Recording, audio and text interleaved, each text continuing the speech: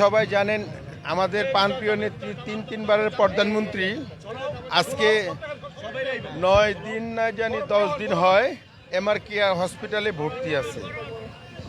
আপনারা জানেন আমরা ওইভাবে যেইভাবে নাকি আমাদের এই প্রোগ্রামগুলো করার কথা ছিল এইভাবে আমরা করতে পারতেছি না, যেহেতু আমাদের প্রাণপ্রিয় নেত্রী, আপসীর নেত্রী, দেশ নেত্রী, তার চিকিৎসার এর জন্য আমরা ওইভাবে প্রোগ্রামগুলো করতে পারতেছি না, যেহেতু আমরা সবাই মসজিদে দোয়া করতেছি আর মাদ্রাসায় কোরআন খতম দিচ্ছি।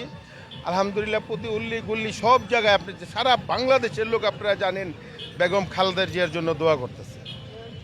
আপনারা জানেন আরেকটা জিনিস, আপনার বাংলাদেশ তো মানে এশিয়ার ভিতর না, সারা পৃথিবীতে সব জায়গায় বেগম খালেদা জিয়ার জন্য দোয়া হচ্ছে। আলহামদুলিল্লাহ আজকে না হলে রবিবার দিন সকালে নিয়ে যাবে লন্ডন আমাদের প্রাণপ্রিয় নেত্রী। আমরা সবাই দোয়া করি আলহামদুলিল্লাহ আমার নেত্রী যেমন সুশিক্ষায় সুন্দর মতন দেশে ফিরে আসুক, আসলে সে যেমন এই নির্বাচনটা সে যেমন থেকে সুন্দর মতন করতে।